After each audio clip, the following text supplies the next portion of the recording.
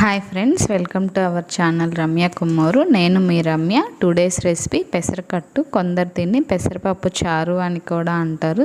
దీనికోసం నేను 1 కప్పు పెసరపప్పు తీసుకున్నాను. ఇవి 200 గ్రామ్స్ వరకు ఉంటాయి. ఇప్పుడు వీటిని బాగా వాష్ చేయాలి 2-3 టైమ్స్. ఇలా వాష్ చేసిన తర్వాత 1/2 అవర్ నుంచి 1 అవర్ వరకు సోక్ చేయండి. చూసారు కదా, పెసరపప్పు సోక్ చేస్తే ఇలా వస్తాయి. సోక్ చేయడం వల్ల పప్పు తొందరగా ఉడికిపోతుంది. ఇప్పుడు 1 కప్పు పెసరపప్పుకి 3 టైమ్స్ వాటర్ తీసుకోండి.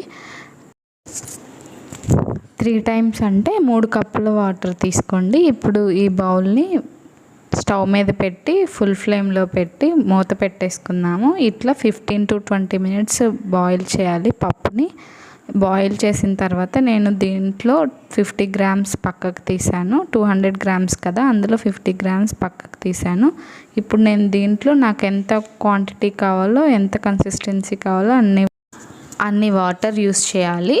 ఇప్పుడు మనం పెసరకట్టులోకి 2 పచ్చిమిర్చి, 2 ఇంచెస్ అల్లం, 4 వెల్లుల్లి రెబ్బలు తీసుకుందాము. ఇప్పుడు ఈ పచ్చిమిర్చిని చిన్న చిన్నవిగా కట్ చేసి పెట్టుకోవాలి. అల్లం వెల్లుల్లి దంచి పెట్టుకుందాము.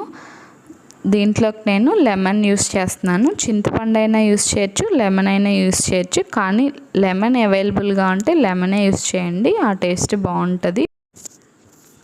మనం ఎప్పుడైనా ఊరెళ్ళొచ్చినప్పుడు సమయానికి కూరగాయలు, ఆనియన్స్, టమాటోస్ ఇవన్నీ ఏమీ లేనప్పుడు మనం పెసరపప్పుతో ఇలా ట్రై చేయొచ్చు, చాలా బాగుంటుంది. దీంట్లో మనం ఇప్పుడు వెల్లుల్లి రెబ్బలు, అల్లం, కట్ చేసి పెట్టుకున్న పచ్చిమిర్చి ఇవన్నీ వేసేద్దాము. ఇప్పుడు మనం తగినంత సాల్ట్, రుచికి సరిపడా సాల్ట్ వేసుకుందాము.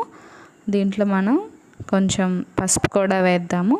ఇలా వేసిన తర్వాత బాగా బాయిల్ అయిన తర్వాత మనం పెసరకట్టుకి పోపు వేసుకుందాము. పెసరపప్పుకి చివరిలో పోపు వేస్తేనే బాగుంటుంది. ఇప్పుడు మనం స్టవ్ మీద కళాయి పెట్టుకొని అందులో 20 గ్రామ్స్ వరకు ఆయిల్ వేసుకుందాము. రసము, చారు, సాంబారు ఇలాంటి వాటికి ఆయిల్ లైట్గానే వేయాలి. దీంట్లో నేను ఆవాలు, జీలకర్ర, ఎండుమిర్చి వేసేసాను. కరివేపాకు కూడా వేసేసాను. ఇప్పుడు పోపు బాగా చిటపట అన్నాక దీన్ని రసంలోకి షిఫ్ట్ చేద్దాము. పెసరకట్టు ఇలా బాగా బాయిల్ అయిపోయింది కదా, దీనిలోకి పోపు వేసేస్తున్నాను. పోపు వేసుకునేటప్పుడు ఇంగువ కూడా వేసుకోవచ్చు. నా దగ్గర ఇంగువ లేదని నేను వేయలేదు. మీ దగ్గర ఇంగువ ఉంటే మీరు యాడ్ చేసుకోండి. పోపులో చాలా బాగుంటుంది టేస్ట్. ఇప్పుడు పోపు వేసాక మనం దీన్ని 2-3 మినిట్స్ బాయిల్ చేద్దాము స్టవ్ మీద.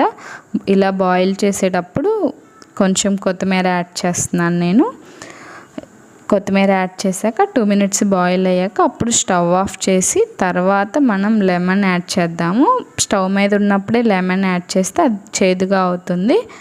ఇప్పుడు నేను 150 గ్రామ్స్ పెసరపప్పుకి 2 లెమన్స్ యూస్ చేస్తున్నాను. మీ టేస్ట్కి సరిపడా మీరు యూస్ చేసుకోండి. ఇప్పుడు లెమన్ వేసాక టేస్ట్ చూసుకొని కావాలంటే ఉప్పు సరిపోకపోతే ఉప్పు కూడా యాడ్ చేసుకోండి. చూసారు కదా, టేస్టీ పెసరకట్టు రెడీ అయిపోయింది. మీరు ట్రై చేయండి, ఎలా ఉందో కామెంట్ చేయండి. Thanks for watching friends.